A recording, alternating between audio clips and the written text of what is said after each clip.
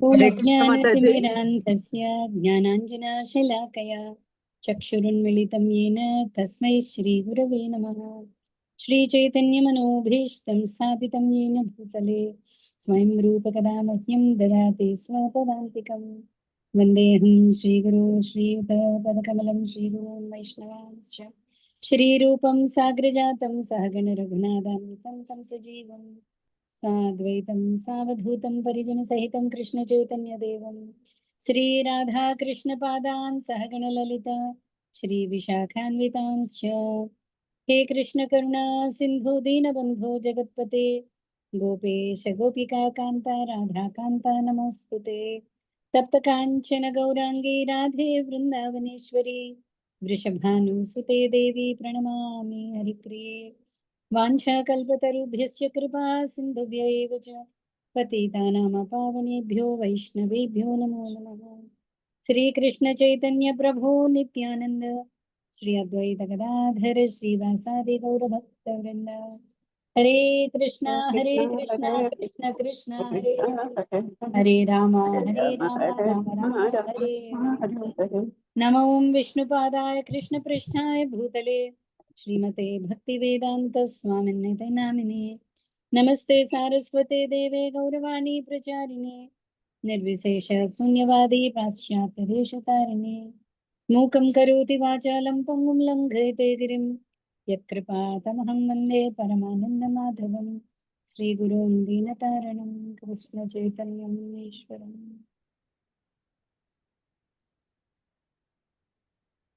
हरे कृष्ण। ओम नमो भगवते वासुदेवाय। ओम नमो भगवते वासुदेवाय। ओम नमो भगवते वासुदेवाय। नारायणं नमस्कृत्य नरं चैव नरोत्तमं देवीं सरस्वतीं व्यासं ततो जयमुदीरये। नष्टप्रायेष्व भद्रेषु नित्यं भागवत सेवया भगवत्युत्तमश्लोके भक्तिर्भवति नैष्ठिकीम्। कृष्णाय वासुदेवाय देवकी नंदनाय च नंदगोपकुमाराय गोविन्दाय नमः। हरे कृष्ण। हरे कृष्ण।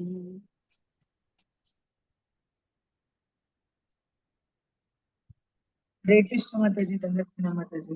హరే కృష్ణ దండకృష్ణ।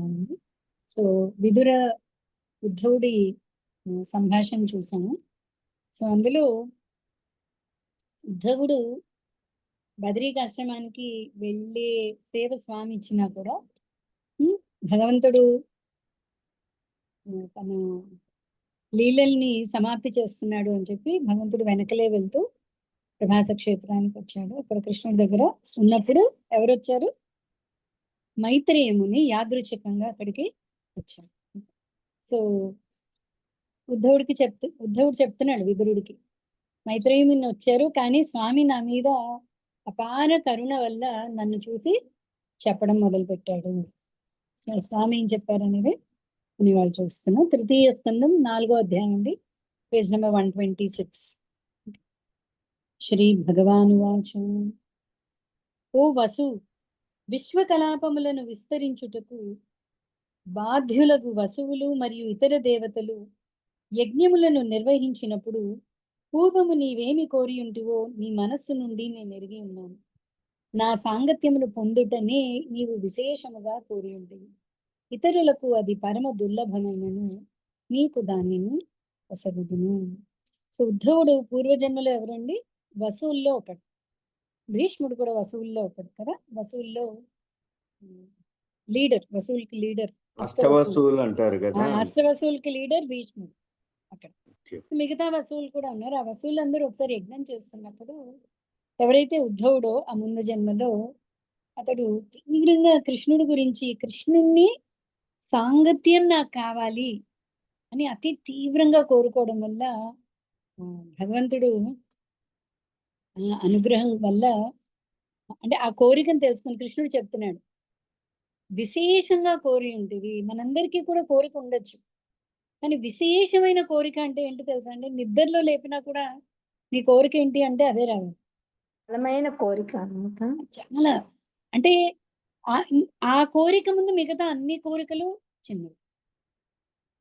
ఉండొచ్చు. మనిషి అన్న తర్వాత భౌతిక ప్రపంచంలో ఉన్న తర్వాత త్రిగుణాల్లో ఉన్నంత వరకు ఎన్నో కోరికలు ఉండొచ్చు. కానీ కోరికలన్నీ కూడా మన చేతుల్లోనే ఉన్నాయి. అదొక్కటే మన చేతిలో ఉన్నది. కోరుకోవాలా లేదా, దాని గురించి ధ్యానించాలా లేదా, దాని గురించి ధ్యానించాలా, భగవంతుడి గురించి ధ్యానించాలా, ఇలాంటివన్నీ మన చేతికే వదిలిపెట్టేశాడు కృష్ణుడు. అందులో ఇంటర్ఫియర్ అవ్వదు. ఓకే, అంటే నువ్వు నన్నే ధ్యానించాలి అన్న రూల్ పెట్టాడు, ఫోర్స్ చేయడు. నన్నే ధ్యానిస్తే ఏమవుతుందో చెప్తాడు, ధర్మానికి విరుద్ధంగా వెళ్తే ఏమవుతుందో చెప్తాడు. మనం ఎగ్జాంపుల్ చెప్పుకున్నాం, గుర్తుందా? ఆకు నిండా అన్ని పదార్థాలు పెట్టేశాడు కృష్ణుడు ప్రతి ఒక్కళ్ళకి. నువ్వు పెట్టడం వల్ల నేను చూస్ చేసుకున్నాను అని కాదు. ఎందుకంటే భౌతిక ప్రపంచంలో అన్నీ ఉన్నాయి. అయితే కృష్ణుడు ఏం చేశాడు అంటే దానికి తగ్గ జ్ఞానాన్ని మనకి ఇచ్చాడు. నువ్వు ఇది తీసుకుంటే ఇది లాభం, ఇది తీసుకుంటే ఇది నష్టం. యథేచ్ఛసి తథా కురు. అర్జునుడు కూడా అదే చెప్పేశాడు. మొత్తం భగవద్గీత చెప్పి నీకిప్పుడు ఏం కావాలో అది నువ్వు చెయ్యి. అఫ్ కోర్స్ అర్జునుడు ఏమన్నాడు? వచిష్యే కరిష్యే వచనం తవా. నువ్వేం చెప్తే నేను అది చేస్తానని అర్జునుడు అన్నాడు. అలాగే చెయ్యాలి అని కృష్ణుడు చెప్పలేదు. యథేచ్ఛసి, నీకు ఏది ఇష్టం అనిపిస్తే. నీకు అన్ని యోగాలు చెప్పేశాను, నువ్వు అడిగిన ప్రశ్నలన్నీ సమాధానాలు చెప్పాను. ఇంకేమైనా డౌట్స్ ఉంటే కూడా అడుగు. ఫైనల్గా నీకు ఏం తోస్తే నువ్వు అది చెయ్యి. సో అలాగా మన కోరిక అనేది మనలో ఆ తీవ్రంగా ఉండాలి. భగవంతుడు నాకు కావాలి, భగవంతుడి ముందు నాకు మిగతా అన్నీ ఉన్నా లేకపోయినా ఒకటే. సో తీవ్రమైన కోరిక. సో అలా ఈ వసువుకి ఎందుకో ఆ కోరిక కలిగింది. సో అంత తీవ్రంగా ఉండడం వల్ల కృష్ణుడు ఉద్ధవుడికి తన సాంగత్యాన్ని ఇచ్చాడు. ఆ విషయం ఇంకొకటి కూడా ఏంటంటే, మనం ఇదివరకు కూడా చెప్పుకున్నాం కదా, కృష్ణుడు నిత్య సఖుల్లో ఉద్ధవుడు ఉన్నాడు. సో అతడు ఈ వసువు కలిసి కృష్ణావతారంలో ఉద్ధవుడి కింద వచ్చారు. అలా అందరి దేవతలు అలాగే. ఓకేనా? నెక్స్ట్ 12వ శ్లోకం. ఓ సాధు, ప్రస్తుత జన్మమున నీవు నా చరమానుగ్రహము ఒసగబడినందున ఈ జన్మము చివరిదిను మరియు పరమోత్కృష్టమును అయి ఉన్నది. ఈ బద్ధజీవుల విశ్వమును విడిచి నీవిక నా దివ్య ధామమగు వైకుంఠమున కేగవచ్చును. విశుద్ధమును అకుంఠితమును అగు భక్తియుత సేవ కారణమున ఈ ఏకాంత ప్రదేశమున నీవు నన్ను దర్శించుట నీకు గొప్ప వరదానమై ఉన్నది. సో ఈ కృష్ణుడు చెప్తున్నాడు. ఇప్పుడు మిగతా దేవతలందరూ వాళ్ళ వాళ్ళ పొజిషన్స్ కి వెళ్ళిపోయారు. ఎందుకంటే వాళ్ళకి ఇంకా ఆ సేవ అనుకోండి, కొంతమందికి ఆ పదవి మీద వ్యామోహం ఉండొచ్చు. సో భగవంతుడి లీలలో ప్రవేశించాలి కాబట్టి వచ్చారు, మళ్ళీ వాళ్ళు వాళ్ళ వాళ్ళ డ్యూటీస్కి వెళ్ళిపోయారు. ఓకే, మీరు అష్టవసువులు కనుక చూస్తే భీష్ముడి చరిత్రలో కూడా గంగాదేవి ఎప్పుడైతే విడిచిపెట్టేసిందో వాళ్ళందరూ తిరిగి వసులోకానికి వెళ్ళిపోయారు. కానీ భీష్ముడు వైకుంఠానికి చేరుకున్నాడు. అలాగే ఉద్ధవుడు కూడా వసువుల్లో ఒకడు, కానీ కృష్ణుడి సాంగత్యం, కృష్ణుడి మీద పెంచుకున్న అమితమైన ప్రేమ వల్ల అతడు కూడా వైకుంఠ ధామాన్ని చేరుకున్నాడు. ఓ ఉద్ధవ, నా నాభి కమలమున స్థితుడైనట్టి బ్రహ్మదేవునకు సృష్టి ఆరంభమున పూర్వము పాద్మకల్పమునందు నా దివ్య మహిమలను గూర్చి నేను పలికి ఉంటుంది. వానినే మహర్షులు శ్రీమద్ భాగవతముని వచింతురు. సో ఏంటివి ఈ శ్లోకాలు? ఎవరికైనా తెలుసా ఏంటివి? బ్రహ్మదేవుడికి కృష్ణుడు చెప్పిన దాన్ని ఏమన్నారు మనం? చతుశ్లోకి భాగవతం 2వ స్కందంలో చూసాం కదా. 2వ స్కందం 9వ చాప్టర్లో చతుశ్లోకి భాగవతం చూసాం. సంబంధ, అభిధేయ, ప్రయోజన, ఈ 3 కూడా బ్రహ్మదేవుడికి కృష్ణుడు చెప్పాడు. ఉద్ధవుడు పలికెను, ఓ విదురా, ఆ విధంగా ప్రతి క్షణము నేను దేవదేవునిచే ఆదరింపబడి అమితానుగ్రహంతో సంబోధింపబడినప్పుడు నా కంఠము గద్గదమయ్యను, దేహము రోమాంచితమయ్యను, పిదప కన్నీటిని తుడుచుకొనుచు ముకుళిత హస్తుడనై నేను ఇట్లు పలికితిని. హే ప్రభు, నీ పాదపద్మముల దివ్యమగు ప్రేమయుత సేవయందు నియుక్తులైన భక్తులు ధర్మము, అర్థము, కామము, మోక్షములనడి చతుర్విధ ఫల పురుషార్థములలో దేనినైనను సునాయాసముగా పొందగలరు. కానీ ఓ శ్రేష్ఠుడా, నాకు సంబంధించినంత వరకు నేను మాత్రము కేవలము నీ పాద పద్మముల ప్రేమయుత సేవయందు నెలకొనుటనే ఎంచుకుంటుని. భాగవతం మొత్తం ఇలాంటి మహద్భక్తుల గురించి చదువుతాం. మనం జీవిత పరమార్థం ఏంటి అంటే పురుషార్థాలే అనుకుంటాం. ఏంటది? ధర్మ అర్థ కామ మోక్షాలు. కానీ ఉద్ధవుడు చెప్తున్నాడు, నాకు వీటితో సంబంధం లేదు, ఇవి ఎలా అయినా వచ్చేస్తాయి, ఏది తలుచుకుంటే భక్తుడు అది వచ్చేస్తుంది. కానీ నాకు కావాల్సింది ఏంటి? నీ పాదపద్మముల ప్రేమయుత సేవ. అంటే నేను నిన్ను శరణు పొందడమే నాకు కావాలి. నిత్యం నీ పాదస్మరణ. మనం ఇప్పుడు నెక్స్ట్ మన దామోదర్ నెల వస్తుంది. దామోదర్ నెలలో మనకి దామోదర అష్టకంలో వరం దేవ మోక్షం న మోక్షావధింవ నచాన్యం వృణీహం వరేశాదపీహ ఇదం తేవ పూర్ణాత గోపాల బాలం. నాకు అసలు ఏ వరాలు వద్దు, మోక్షము వద్దు. ఏం కావాలి నాకు? నీ బాలగోపాలుని చంద్రబింబ మొహం ఉంది కదా, నిత్యము నా స్మరణలో ఉండాలి. అది చాలు నాకు వరం. ఎక్కడుంటే ముకుందమాల మొత్తం మన ఇదే స్తోత్రాలు. భాగవతం మొత్తం భక్తులు ధర్మార్థ కామ, ఇంట్రెస్టింగ్ ఏంటి, మోక్షాన్ని కూడా పక్కన పెడుతున్నారు. చాలా మంది యోగ పద్ధతుల్లో మోక్షం అనేది చాలా టాప్ మోస్ట్. మోక్షం వచ్చాక ఇంకేంటి అంటున్నారు. భక్తుడు మోక్షం వస్తే వచ్చింది, లేకపోతే లేదండి. దేవ, సమస్త కోరికల నుండి విడివడినప్పటికీ నీవు కామ్యకర్మమందు నెలకొనుటను, జన్మరహితుడమైనప్పటికీ జన్మనొందుటను, దుర్జయమగు కాలమును నియమించువాడవైనప్పటికీ శత్రు భయంతో పలాయనమై కోటను ఆశ్రయించుటను, ఆత్మయందే రమించువాడవైనను పలువురు స్త్రీలచే పరివృత్తుడవై గృహస్థ జీవనమును అనుభవించుటను గాంచినప్పుడు విద్వాంసులకు ఋషులు కూడా తమ బుద్ధి యందు కలతనుందుదురు. జరాసంధుడికి భయపడి కృష్ణుడు రాత్రికి రాత్రి ద్వారకా నగరాన్ని నిర్మించేశాడు కదా. భయపడ్డాడా జరాసంధుడికి? అసలు కాలం అనేది నీ చేతిలో ఉంది. నువ్వేమో జరాసంధుడు భయపడి కోట నిర్మించుకున్నావు. ఓకే, నీకే కోరికలు లేవు, కానీ అన్ని పనులు చేస్తున్నావు. ఇంకా ఏంటి? ఆత్మ ఎందే రమించువాడు. భగవంతుడి ఆనందానికి ఫలాంది కావాలి అని లేదు, అది ఉంటే ఆనందం అని కాదు, తనలో తను ఆనందాన్ని పొందేవాడు. కానీ నువ్వు గృహస్థాశ్రమాన్ని స్వీకరించావు. ఓకే, ఇవన్నీ కూడా మహామహా ఋషులు ఆలోచించినా కూడా వాళ్ళకి ఇది ఉండదు. ఓ ప్రభు, నిత్యుడవగు నీవు కాల ప్రభావము చే ఖండితుడవు కాబోవు. నీ పూర్ణ జ్ఞానము అపారమైనది. ఆ విధంగా నీకు నీవే విచారణ కావించుకున్న సమర్థుడవై ఉన్నావు. అయినను మోహితుడు అయినట్లుగా ఎన్నడును విమోహితుడవు కానప్పటికీ సలహా నడుగుటకై నన్ను పిలిచి ఉంటివి.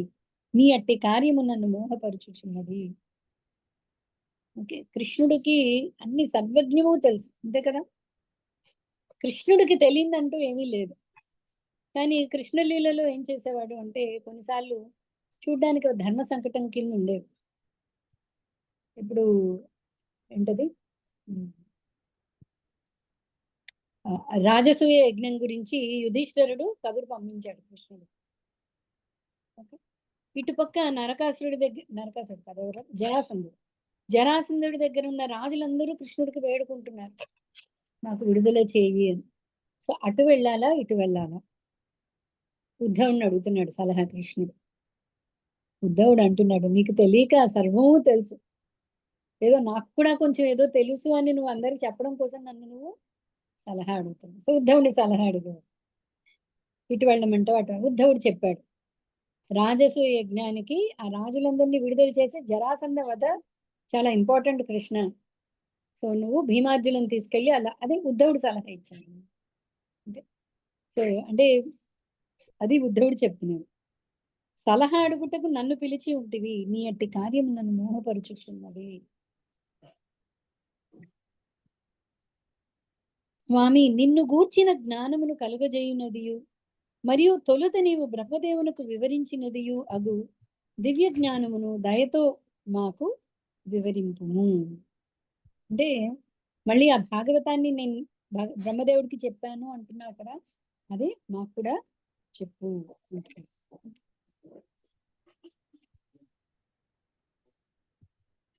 ఆ విధంగా దేవదేవునకు నా హృదయపూర్వక కోరికను వెల్లడించినప్పుడు ఆ అరవిందాక్షుడు తన దివ్య స్థుతి గురించి నాకు ఉపదేశించెను. ఆ విధంగా దేవదేవుని నుండి ఆత్మజ్ఞాన అవగాహన పథమును నేను అధ్యయనము కావించి తిని, అటు పిమ్మట అతనికి ప్రదక్షిణము కావించి విరహముచే మిగుల పీడితుడనై ఈ ప్రదేశమునకు వచ్చి తిని. ఓకే, సో అలాగా ఆ భాగవతాన్ని భగవంతుడి దగ్గర నేను స్వయంగా వివరణ విని దాని మీదే ధ్యానం ఉంచి ఆ ధ్యానంలో మళ్ళీ తిరిగి ఈ ప్రదేశానికి వచ్చాను. విదుర, ఆ దేవదేవుని దర్శన ఆహ్లాదము లోపించిన కారణమున నేను ఇప్పుడు పిచ్చివాడనైతిని. దాని ఉపశాంతి కొరకే నేనిప్పుడు అతడు నాకు ఉపదేశించినట్లుగా సాంగత్యము కొరకై హిమాలయములందరి బదరీకాశ్రమమునకు పేగుచున్నాను. అంటే ఇక్కడ మర్యాద ఏమంటారు, మర్యాద క్రమము అని ఆచార్యులు మనకి ఎక్స్ప్లెయిన్ చేస్తారు. ఇప్పుడు ఉద్ధవుడికి కృష్ణుడు భాగవతాన్ని ఎక్స్ప్లెయిన్ చేసినప్పుడు పక్కన ఇంకెవరున్నారు? మైత్రేయముని ఉన్నారు. ఉద్ధవుడ పూర్తి కృష్ణ భావంలో ఉన్నాడు. ఆల్రెడీ కృష్ణుడు నా కళ్ళ నుంచి కనుమరుగైపోయాడు, నా కళ్ళకు కనిపించట్లేదు. సో నా మనసు ఇంకా పూర్తిగా అక్కడే ఉంది. సో నువ్వు అడిగినవన్నీ మైత్రేయుడిని చెప్తుంది. ఓకే, నేను నా మనస్థితి పూర్తిగా కృష్ణ భావమై నేను కృష్ణ సేవ కింద నేను బదరీకి వెళ్తున్నాను. ఓకే, ఎప్పుడూ కూడా ఒక సమూహం ఉన్నప్పుడు ఓకే అందరికంటే సీనియర్ డివోటీ మాట్లాడాలి, అది మర్యాద.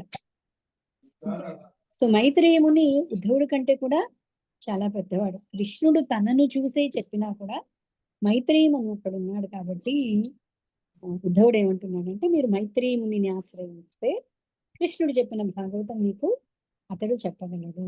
నా స్థితి వేరేలా ఉంది, నేను పూర్తి కృష్ణ విరహంలో ఉన్నాను. సో స్వామి సేవే స్వామి సాంగత్యం కింద తీసుకుని నేను బద్రికాశ్రమానికి నేను బయలుదేరుతున్నాను. సో అది అక్కడ సూచన అన్నమాట.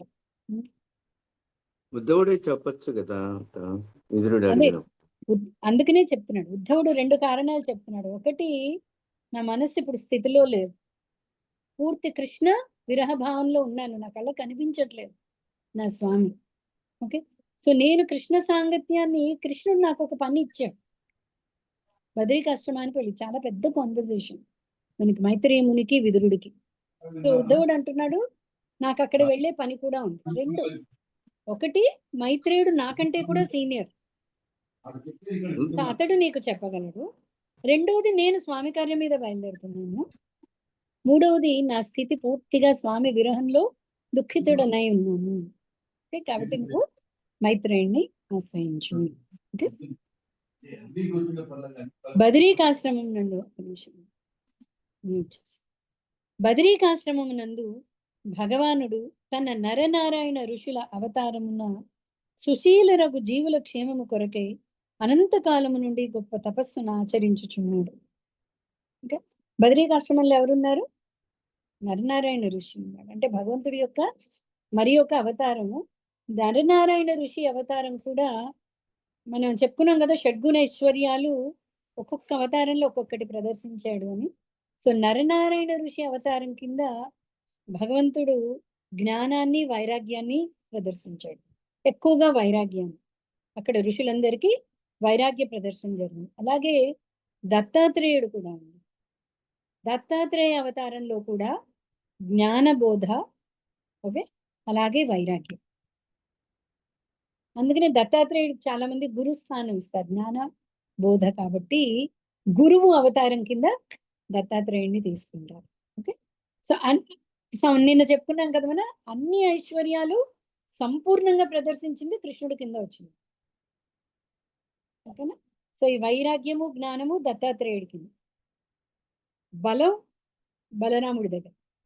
ఇప్పుడు బలరాముడు మనకి ఎక్కడ వైరాగ్యం ప్రదర్శించాడు లేదా అని కాదు, ఏ అవతారానికి ఎంత ప్రదర్శన కావాలో అంతే వాళ్ళు ప్రదర్శించారు.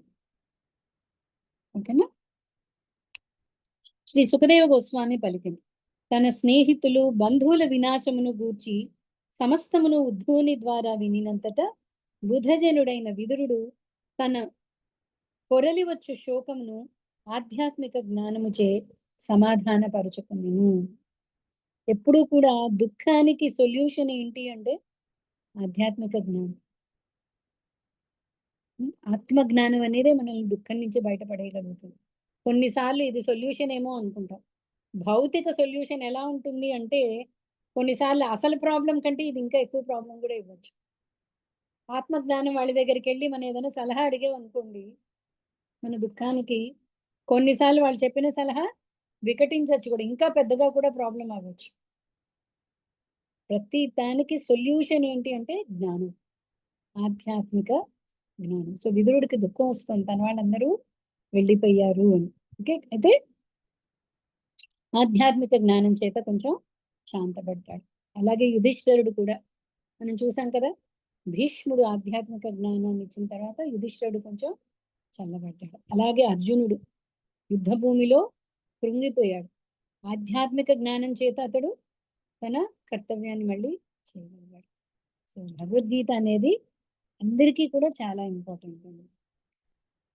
శ్రీకృష్ణుని భక్తులలో ముఖ్యుడును పరమ అంతరంగికుడును అగు ఉద్ధవుడు ఇక వెడలబోనప్పుడు విదురుడు ప్రేమ శ్రద్ధలతో అతనిని ఇట్లు ప్రశ్నించును.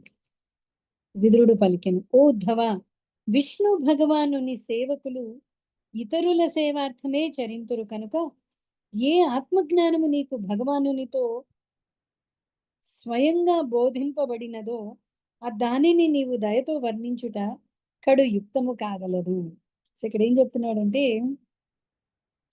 నువ్వు అంటే భక్తులకి ఏంటి అన్నిటికంటే ఇంపార్టెంట్, ఫస్ట్ పని ఏంటి అంటే భగవత్ సేవ. వాళ్ళకున్న ఏకైక పని ఏంటి అంటే భగవత్ సేవ. కాబట్టి ఎవరైతే భగవంతుడి యొక్క జ్ఞాన బోధని మిగతా వాళ్ళకి పంచుతున్నారో, కృష్ణుడు ఏమని చెప్పాడు భగవద్గీతలో, గుర్తుందా ఎవరికైనా? నాకు చాలా ప్రియమైన వాళ్ళు అట్లా అంతకంటే ప్రియమైన వాడు ఇంకెవడు లేడు అని చెప్పేశాడు. కాబట్టి భక్తులు ఆలోచించకుండా కృష్ణుడు ఏం చెప్పాడో అది చెప్పండి అంటున్నాడు. అంటే అది తెలుసుకొన కోరుతున్నాను నేను అంటున్నాడు. శ్రీ ఉద్ధవుడు పలికెను, మైత్రేయ ఋషి నుండి నీవు ఆ ఉపదేశములను గ్రహింపును. ఆధ్యాత్మిక జ్ఞానమును గ్రహించిన కారణమును పూజనీయుడగు ఆ ముని దరిదాపుల్లోనే ఉన్నాడు. దేవదేవుడి మర్త్యలోకమును వీడబో సమయమున మైత్రేయుడు అతనిచే ప్రత్యక్షముగా ఉపదేశితుడయ్యను. అంటే యాక్చువల్లీ ఇక్కడ ఆచార్యులు మనకి ఎక్స్ప్లెయిన్ చేస్తారు. మైత్రేయ మునికి కృష్ణుడు ఉపదేశిస్తాడు, మనకి వేరే చోట రెఫరెన్స్ వస్తుంది. విదురుడు వస్తాడు నీ దగ్గరికి, విదురుడికి నువ్వు ఈ జ్ఞానాన్ని చెప్పు అని కూడా కృష్ణుడు చెప్పి ఉంటాడు మైత్రేయుని. సో ఉద్ధవుడు అంటున్నాడు, మైత్రేయుని ఇక్కడ దగ్గరలోనే ఉన్నాడు, నువ్వు అతన్ని వెళ్ళు, నీ గురించి సందేశం ప్రత్యేకించి ఉన్నది. ఓకే, సో నువ్వు అక్కడికి వెళ్ళు, మైత్రేయుని నీకు వివరించగలడు అంటున్నాడు. డౌట్ క్లారిఫై అయిపోతా, క్లారిఫై ఉందా? అదే విదురుడు అడిగినప్పుడు అన్న చెప్పొచ్చు కదా అనేసి ఉద్ధవుడిని అడిగితే కూడా ఉద్ధవుడు ఎందుకు చెప్పలేదని అంటే డౌట్ వచ్చింది. ఇప్పుడు క్లారిఫై అయిపోయింది అనమాట. చెప్పేసి ఉన్నాడు అనమాట. శుకదేవ గోస్వామి పలికెను, ఓ రాజా, ఆ విధంగా యమునా తటమున దివ్య నామ యశోగుణాదులను విదురునితో చర్చించిన పిదప ఉద్ధవుడు గొప్ప దుఃఖ కాతరుడయ్యను. ఆ రేయిని క్షణము వలె గడిపివేసి పిమ్మట అతడు వెడలిపోయిను. సో ఇద్దరు బయలుదేరారు. విదురుడు ఇటు మైత్రేయముని ఆశ్రయించడం కోసం, ఉద్ధవుడు బదరీకాశ్రమానికి. ఇన్ని కథలు చెప్పుకున్నారు, వాళ్ళ రే అంతా కూడా ఒక క్షణంలా గడిచిపోయింది. రాజువాచ, రాజు ఈ విధంగా ప్రశ్నించును, ముల్లోకములకు అధిపతి యొక్క శ్రీకృష్ణ భగవాను యొక్క లీలలు ముగిసి, చెప్పండి ప్రసన్న. ఉద్ధవుడు గీత చెప్తాడు కదా,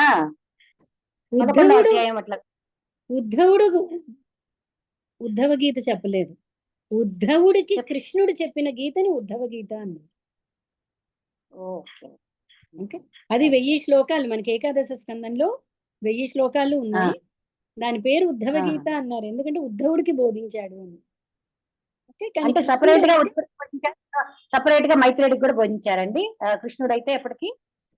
మీకు అదే నిన్న సీక్వెన్స్ మీరు వినలేదు. ఎప్పుడైతే ఆ. ద్వారకలో కృష్ణుడు ఉద్ధవుణ్ణి పిలిచి ద్వారకలోనే ఆ. చెప్పాడు, ఉద్ధవుడు వచ్చి అడుగుతున్నాడు, స్వామి నాకెందుకు అదే. అనుమానంగా ఉంది, నువ్వు లీలలు సమాప్తి చేస్తున్నట్టున్నావు, నన్ను కూడా నీతో పాటు తీసుకెళ్ళు, నువ్వు లేకుండా నేను ఉండలేను అన్నాడు. అయితే అదే. కృష్ణుడు అన్నాడు, నీకు బదరికాశ్రమంలో సేవ ఇస్తున్నాను, నా స్మరణలో ఉన్నప్పుడు నేను నీతో ఉన్నట్టే లెక్క, నువ్వు అక్కడికి బయలుదేరు అన్నాడు. అప్పుడు ఉద్ధవుడి దుఃఖాన్ని క్షమింపజేయడం కోసం కృష్ణుడు ఉద్ధవుడికి ఉద్ధవ గీత బోధించాడు. 1000 శ్లోకాలు ఉద్ధవ గీత అక్కడే ద్వారకలో ఉన్నప్పుడే కృష్ణుడు ఉద్ధవుడికి చెప్పేశాడు. ఓకే, ఆ తరువాత ఉద్ధవుడు వెళ్ళాలి, బయలుదేరుతున్నాడు, కానీ కృష్ణుడిని ఇంకొకసారి చూడాలి, మళ్ళీ చూడడం అవుతుందో లేదో అనుకుంటూ కృష్ణుడు వెళ్ళిన దావలో నడుచుకుంటూ మళ్ళీ ప్రభాస తీర్థానికి వచ్చాడు.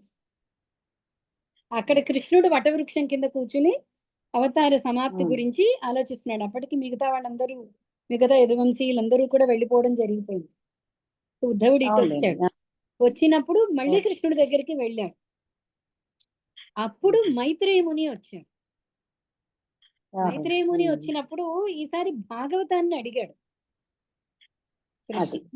కృష్ణుణ్ణి. ఉద్ధవుడు మళ్ళీ బ్రహ్మదేవుడికి నువ్వు భాగవతం చెప్పావు కదా, ఆ భాగవతం నాకు కూడా చెప్పు అని అడిగాడు. సో అది కృష్ణుడు ఎక్స్ప్లెయిన్ చేశాడు. అది విదురుడు నువ్వు నాకు చెప్పు అంటున్నాడు. ఓకే, సో ఉద్ధవుడు అంటున్నాడు, మైత్రేయ ముని దగ్గరికి వెళ్ళు, నీకోసం సందేశం అక్కడ ఉంది. ఇది మనకి ఇక్కడ రాదు, తర్వాత మైత్రేయుడు సంవాదంలో మైత్రేయుడు చెప్తాడు విదురుడికి, స్వామి నాకు ఈ విషయం నీకు చెప్పమన్నాడు అని. మనం ముందు చదివాం కాబట్టి నేను మీకు ఆ డౌట్ రాకుండా ఇక్కడ చెప్పాను. ఓకేనా, అట్లా సీక్వెన్స్ అర్థమైందా? వీళ్ళిద్దరూ చర్చించుకున్న తర్వాత ఉద్ధవుడు ఇంకా బదిరి బయలుదేరిపోయాడు. విదురుడు మైత్రేయుడి దగ్గరికి వెళ్ళాడు. అర్థమైంది. సో ఇప్పుడు పరీక్షిత్ అడుగుతున్నాడు, ముల్లోకములకు అధిపతి శ్రీకృష్ణ భగవానుని యొక్క లీలలు ముగిసి శ్రేష్ఠులైన సేనానాయకులకు వృష్ణి భోజ వంశస్థులు అంతర్ధానము చెందిన పిమ్మట ఉద్ధవుడు ఒక్కడే ఏల మిగిలిను. ప్రశ్న అర్థమైంది కదా, ఉద్ధవుడు ఒక్కడే ఎందుకున్నాడు? శ్రీ శుకవాచ, శుకదేవ గోస్వామి ఇట్లు ప్రత్యుత్తరం ఇచ్చాను, ఓ రాజా, బ్రాహ్మణ శాపము కేవలము ఒక నెపము మాత్రమే. దేవదేవుని పరమ శ్రేష్టమగు వాంఛయే దానికి నిజమగు కారణం. అత్యధికముగానున్న తన వంశస్థులను సాగనంపిన పిదప అతడు ధరణీతలము నుండి అంతర్ధానము చెందగోరును. అందులకై ఆ దేవదేవుడు తనలో తాను ఇట్లు తలపోసను. అందరూ ఎదుకులం అంతా నాశనం అయిపోయింది కదా ఋషుల శాపము, మరి ఉద్ధవుడు ఒక్కడే ఎలా మిగిలాడు అంటే శుకుడు చెప్తున్నాడు, ఈ బ్రాహ్మణుల శాపం అనేది ఒక నెపం, సాకు మాత్రమే. నిన్న మనం చర్చించుకున్నాం కదా, భగవత్ సంకల్పం ఏంటంటే భూమి భారం, తన అవతార సమాప్తి అయింది, వీళ్ళందరినీ కూడా వాళ్ళ స్థానాలకు పంపించాలి. యదువంశమా అంటే మనకి ఆ ఏకాదశ స్కందంలో వస్తుంది, ఇసుక రేణువులు లెక్క పెట్టచ్చు కానీ యదువంశంలో ఎంతమంది వీరులు ఉన్నారో లెక్క పెట్టలేరు, అంతమంది వీరులు ఉన్నారు. సో వాళ్ళందరినీ ఎవరు జయించే వాళ్ళు కూడా లేరు. సో భూమికి ఇంకా భారం అయిపోతుంది. అందుకని వాళ్ళందరినీ కూడా కృష్ణుడు ఈ బ్రాహ్మణ శాపం అనే నెపంతో వాళ్ళందరినీ కూడా పరిసమాప్తి కావించాడు. మాతాజీ ఇది బ్రాహ్మణ శాపం అంటారా, గాంధారి శాపమా మాతాజీ? రెండు ఒకటేనండి, రెండు ఉన్నాయండి. మనకి మహాభారతంలో గాంధారి శాపం ఒక టైం అనేది వస్తుంది, అంటే ఇక్కడి నుంచి ఇవాల్టి నుంచి 18 ఏళ్ల లోపు అలా ఏదో ఒక సమయాన్ని అనుసరించి ఆవిడ శపించింది. ఋషుల శాపం ఏంటి అంటే, సో గాంధారి శాపం ఏంటి అంటే మీలో కలహించుకునేది. ఋషుల శాపం ఏంటి అంటే ఈ ముసలం మీ మొత్తం యదువంశానికి నాశనం అవుతుంది, నాశనానికి కారణం అవుతుంది. సో యాక్చువల్లీ ఈ రెండు శాపాలు కలిపితే ఏమైంది అంటే ఆ మొసల నుంచి వచ్చిన వెదురు కర్రలతోనే వీళ్ళు ఒకళ్ళనొకళ్ళు కలహించుకున్నారు. ఈ వీళ్ళల్లో వీళ్ళు కలహించుకోవడం అనేది యాక్చువల్లీ గాంధారి శాపం. సో ఈ రెండు కూడా నెపమే యాక్చువల్లీ. ఏదో సాకు. అసలు ఉద్దేశం, భగవంతుడి ఉద్దేశం ఏంటంటే యదువంశాన్ని ఇంకా ఇక్కడి నుంచి తరలించడం అనేది భగవంతుడి సంకల్పం. ఓకేనా? మాతాజీ ఇంకొకటి, ఉద్ధవుడు యాక్చువల్ గా అక్కడ బృందావనంలో ఉన్నప్పుడు ఆయన కృష్ణుడు ఒక వరం ఇస్తారా మాతాజీ?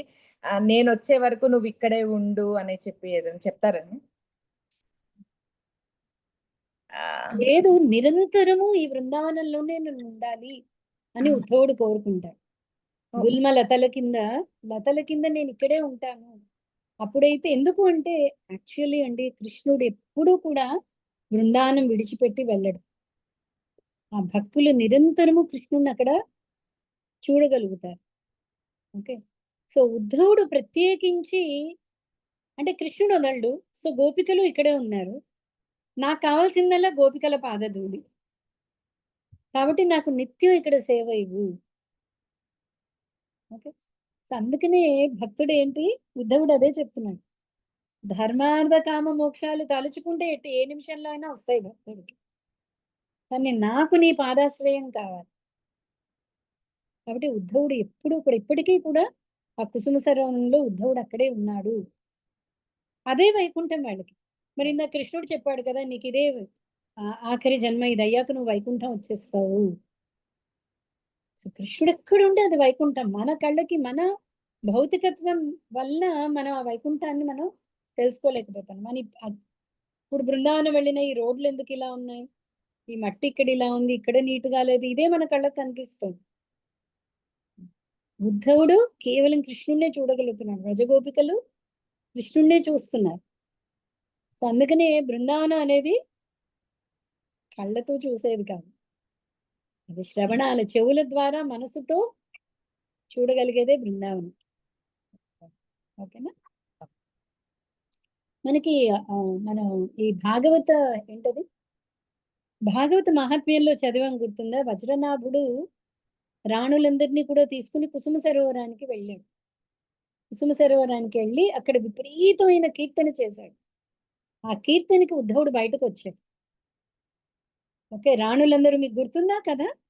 రాణులందరూ కృష్ణుడు వెళ్ళిపోయిన తర్వాత చాలా మంది, ఇప్పుడు రుక్మిణి, సత్యభామ, వీళ్ళందరూ కూడా ధ్యానంతో వాళ్ళ దేహాలన్నీ విడిచిపెట్టి వాళ్ళు భగవంతుడి దగ్గరికి వెళ్ళిపోయారు. కొంతమంది రాణులు ఉండిపోయారు, వాళ్ళు ఇంకా పరిపక్వత చెందలేరు. సో వాళ్ళు యమునా నది దగ్గరికి వెళ్ళి కాళిందిని అడుగుతున్నారు, మేమంతా ఇంత దుఃఖితులమై ఉన్నాము, నువ్వు మాత్రం చాలా ఆహ్లాదంగా ఉన్నట్టున్నావు, మరి స్వామి ఎడబాటు నీకు కలగట్లేదా, నీకు దుఃఖం రావట్లేదా అంటే ఆవిడ చెప్తుంది, మీరు వెళ్ళి ఉద్ధవుడి దగ్గర ఈ రహస్యాన్ని తెలుసుకోండి అంటే. అప్పుడు వజ్రనాభుడి రాణులందరినీ తీసుకుని వెళ్ళి కుసుమ సరోవరంలో కీర్తన చేస్తారు. చేసినప్పుడు ఉద్ధవుడు బయటకు వస్తాడు. ఉద్ధవుడు బయటకు వచ్చి, పరీక్షిత్ కూడా ఉన్నాడు అందులో. అప్పుడు ఉద్ధవుడు చెప్తున్నాడు పరీక్షిత్తుకి, నేను వీళ్ళందరికీ భాగవతం ద్వారా భగవత్ స్మృతిని వాళ్ళకి కలిగిస్తాను, భగవంతుడితో వాళ్లకున్న పర్మనెంట్ కనెక్షన్ ని నేను లేపుతాను, నువ్వు కలిని ఎదుర్కొనే సేవ నీకుంది, నువ్వు రాజ్యానికి వెళ్ళు. పరీక్షిత్ వెంటనే, అమ్మో నువ్వు భాగవతం చెప్తున్నావు, నేను వినకపోతే ఎలాగా, నేను అది మిస్ అయిపోతాను కదా అంటున్నాడు పరీక్షిత్. ఉద్ధవుడు అంటున్నాడు, నీకు స్వయంగా సుఖమహర్షి భాగవతం చెప్తాడు, నువ్వు బయలుదేరు. ఓకే, నీకు అది స్వామి సేవ కింద, కలిని ఎదుర్కోవాలి నువ్వు, ఎందుకంటే కలి వచ్చే టైం అయిపోయింది, కలి ఇంకా ప్రవేశిస్తున్నాడు, సో నువ్వు బయలుదేరు. సో పరీక్షిత్ అక్కడికి వెళ్తాడు. వీళ్ళందరికీ ఉద్ధవుడు భాగవతాన్ని చెప్తాడు. చెప్పినప్పుడు ప్రతి ఒక్కళ్ళు కూడా వాళ్ళ స్వామికి ఎలా వాళ్ళ నిత్య రిలేషన్ వాళ్ళకి కనిపిస్తుంది.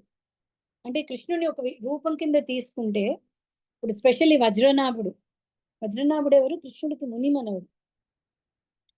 కృష్ణుడి యొక్క చిటికిన వేలు, కాలు చిటికిన వేలు కింద తనని తను చూసుకుంటాడు. అలాగే రాణులందరికీ వాళ్ళకున్న ఎటర్నల్ రిలేషన్షిప్, అంటే శాశ్వతమైన బాంధవ్యం కృష్ణుడితో ఏంటి అన్నది వాళ్ళకి అర్థమవుతుంది.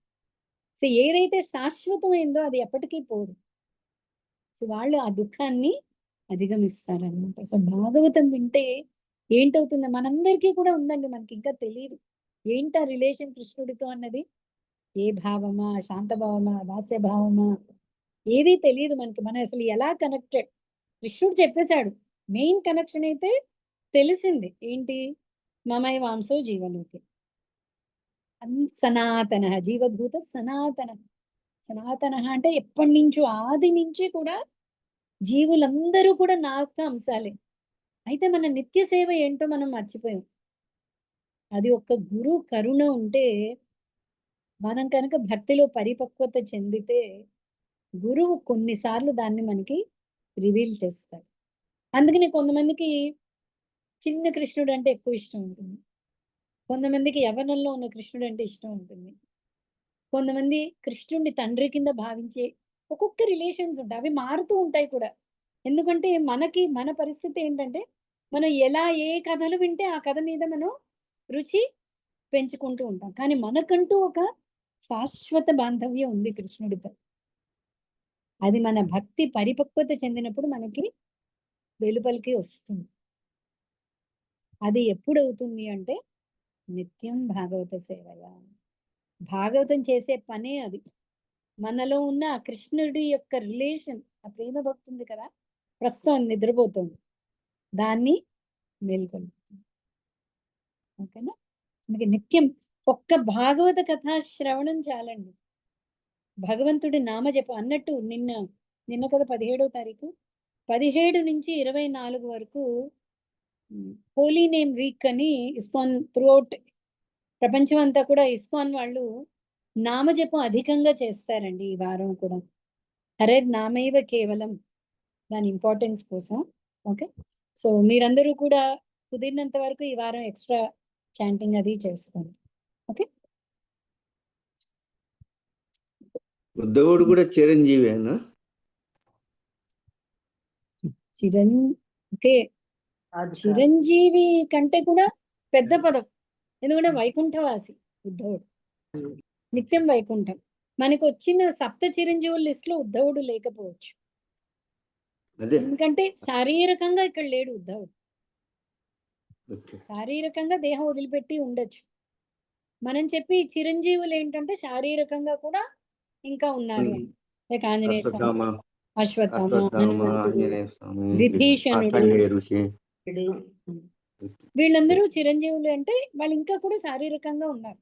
వీళ్ళు కూడా మనకు కనిపించరు. మనం చాలా స్పెషల్, కలియుగ వాసులు చాలా స్పెషల్, ఏమీ కనిపించవు మనకి.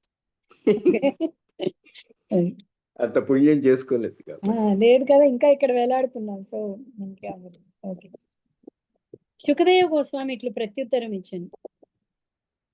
ఓకే, చదివేశాం కదా. సో ఇలా ఆ యదువంశీకులందరినీ కూడా పంపించేసిన తర్వాత స్వామి తనలో తను ఇలా మాట్లాడుకుంటున్నాడు. ఏం మాట్లాడుతున్నాడు? ఈ భౌతిక జగత్తు దృష్టి నుండి నేను ఇప్పుడు నిష్క్రమింపనున్నాను. నా భక్తులలో అగ్రగణ్యుడైన ఉద్ధవుడు ఒక్కడే నన్ను గూర్చిన జ్ఞానమును నేరుగా పొందగలవానిగా కనబడుచున్నాడు. కృష్ణుడు అనుకుంటున్నాడు. అదే కదా వాళ్ళ ప్రశ్న. అందరూ వెళ్ళిపోయారు, ఉద్ధవుడు ఒక్కడే ఎందుకున్నాడు అంటే, కృష్ణుడు తనలో తను ఆలోచిస్తున్నాడు అనమాట. నేను ఇప్పుడు ఈ విశ్వాన్ని వదిలి నిష్క్రమిస్తున్నాను. నాకు సమాన జ్ఞానం ఉన్నవాడెవరు? ఉద్ధవుడు. త్రిగుణములచే ఎన్నడును ప్రభావితుడు కాని కారణమున ఉద్ధవుడు ఏ విధముగానూ నాకు తక్కువ కాడు. కనుక దేవదేవుడనగు నా విశేష జ్ఞానమును విస్తరింపజేయుటకు అతడు ఈ లోకములో నిలిచి ఉండవచ్చును. మిగతా యదువంశీయులందరూ గర్వంతో ఇంకా హాని తలపెడతారేమో అని కృష్ణుడికి అదొక కారణం ఉండేది. కృష్ణుడు మా వంశంలో పుట్టినవాడు. ఓకే, సో అలాగా అందుకని వాళ్ళందరూ కూడా నిష్క్రమించారు. కానీ ఉద్ధవుడు ఎవరు? త్రిగుణాల కింద రానివాడు. కాబట్టి ఉద్ధవుడు ఇక్కడ ఉంటే నేనున్నంతే లెక్క. నా జ్ఞానం మొత్తం ఉద్ధవుడు అంటే నాకు సమానమైన జ్ఞానం కలవాడు ఉద్ధవుడు. సమస్త వేద జ్ఞానమునకు మూలమును ముల్లోకములకు గురువును అగు శ్రీకృష్ణ భగవానునిచే ఆ విధంగా ఆదేశితుడై ఉద్ధవుడు బదరీకాశ్రమమును చేరి శ్రీహరి ప్రీత్యర్థమై సమాధి మగ్నుడయ్యనని శుకదేవ గోస్వామి రాజుకు తెలియజేస్తున్నాను. యాక్చువల్లీ ఇప్పుడు కూడా బదరీకాశ్రమం కనుక మనం వెళ్తే అక్కడ మెయిన్ దేవాలయం ఏంటి అంటే నరనారాయణ ఋషి, అంటే నరుడు నారాయణుడి కింద ఇద్దరి కింద ఉంటాడు. పక్కన ఉద్ధవుడు ఉంటాడు. సో ఉద్ధవుడు దేహత్యాగం అక్కడ చేశాడు, కానీ మానసికంగా నిత్యము బృందావనంలో ఉన్నాడు. ఎందుకంటే స్వామి అక్కడికి పంపించాడు కాబట్టి బద్రికాశ్రమానికి వెళ్ళి అక్కడ ఋషులకి స్వామి సందేశాన్ని ఇచ్చి అక్కడే కృష్ణుడి ధ్యానంలో అతడు శరీరాన్ని విడిచిపెట్టాడు. ఓకేనా? ఈ మర్త్యలోకమున పరమాత్ముడుకు శ్రీకృష్ణుని ఆవిర్భావ అంతర్ధానములను గూర్చియు విదురుడు ఉద్ధవుని నుండి శ్రవణము చేసెను. గొప్ప పట్టుదలతో ఆ విషయముని మహర్షులు తెలుసుకొని కోరి ఉన్నారు. నిజంగా ఒక యోగ అన్నవాడు, భక్తుడు అనేవాడికి ఈ టాపిక్సే ఇంట్రెస్ట్.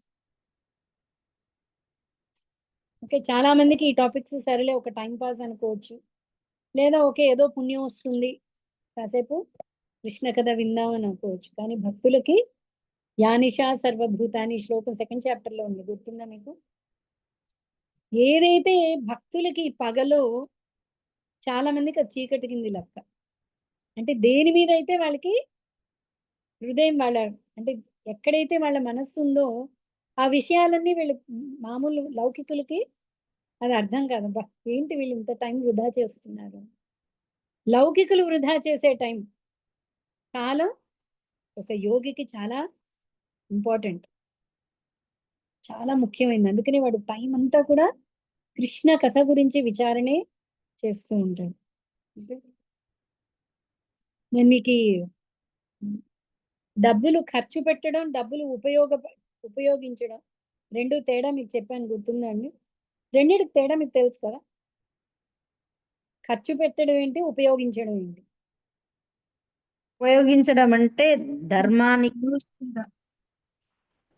భగవద్భక్తికి ఉపయోగించేదాన్ని, భగవంతుడి సేవ కోసం ఉపయోగించేదాన్ని అంటే ఖర్చు పెట్టడం అంటే మన ఇష్టాల కోసము, మన కోరికల కోసం ఖర్చు పెట్టేది. ఇంకొకటి కూడా ఉపయోగించడం అనేది కరెక్టే, భగవత్ ప్రీతి అర్థం కానీ, లేదా ఇతరుల సంక్షేమానికి కానీ, లేదా అవసరమైన వస్తువుకి వాడడం కానీ, మనకైనా సరే అది అవసరం ఉంటుంది, దాన్ని డబ్బులు ఉపయోగించడం సదుపయోగం అంటాం.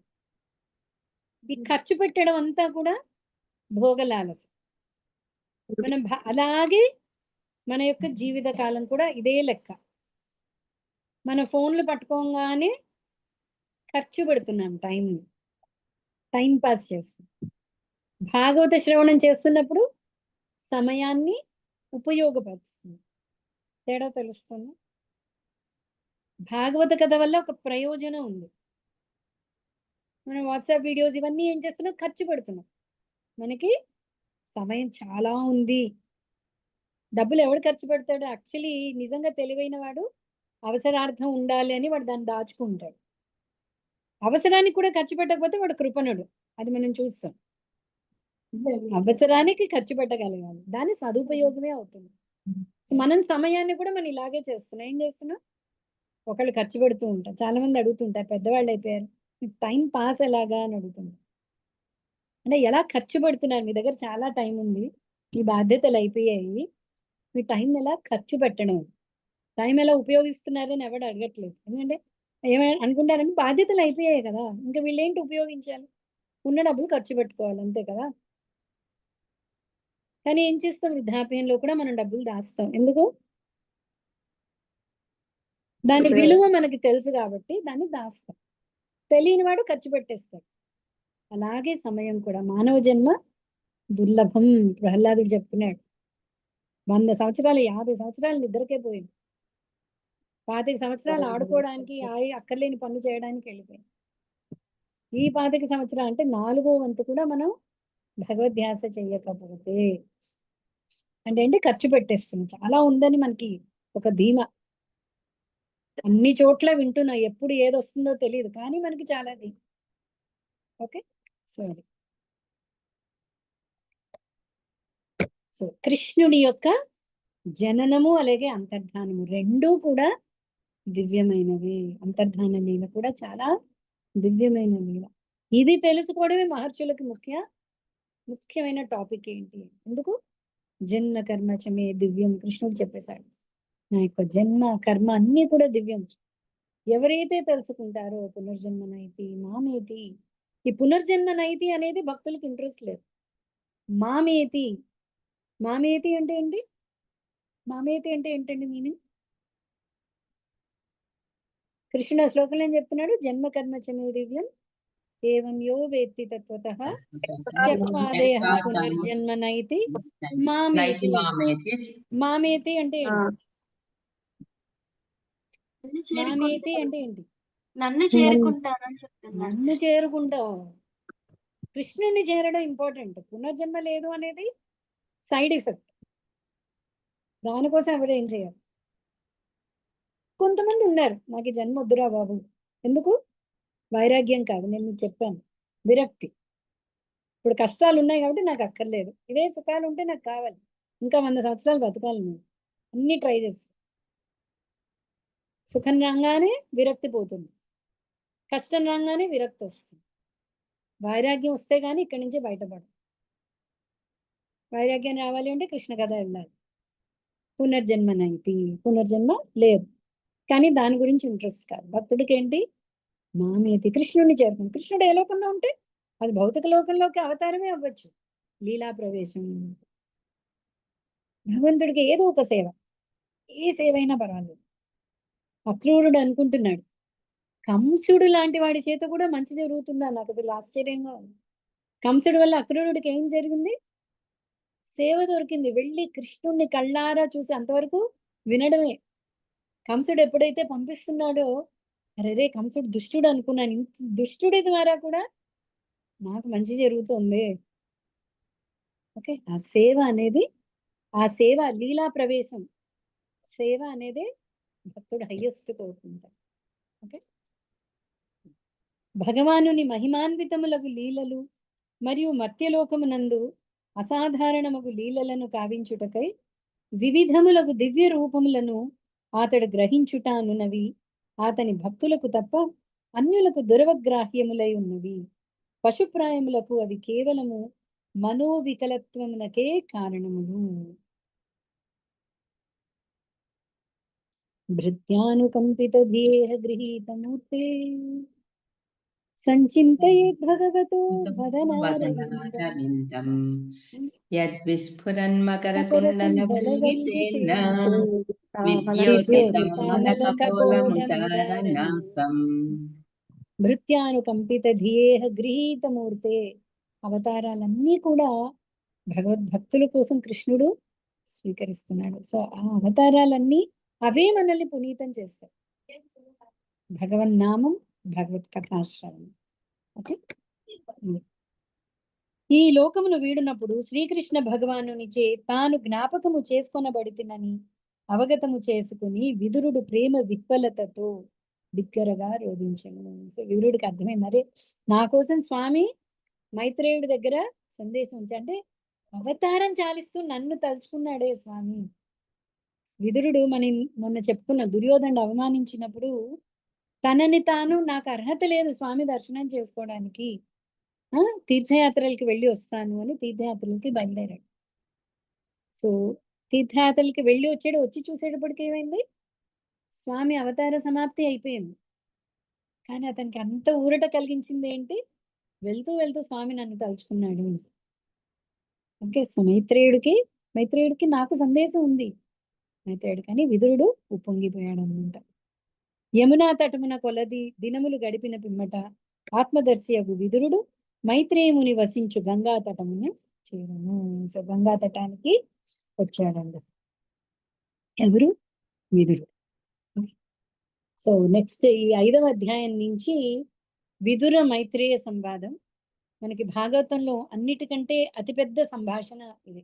అంటే శుకుడు పరీక్షిత్ పక్కన పెడితే పెద్ద సంభాషణలో ఆల్మోస్ట్ 2.5 స్కందాలు విదుర మైత్రేయ సంవాదంలోనే ఉంది. మనకి చాలా గొప్ప గొప్ప లీలలు ఇందులో కవర్ అవుతాయి. ఓకేనా? సో ఇది మనం మండే మొదలు పెడదాం.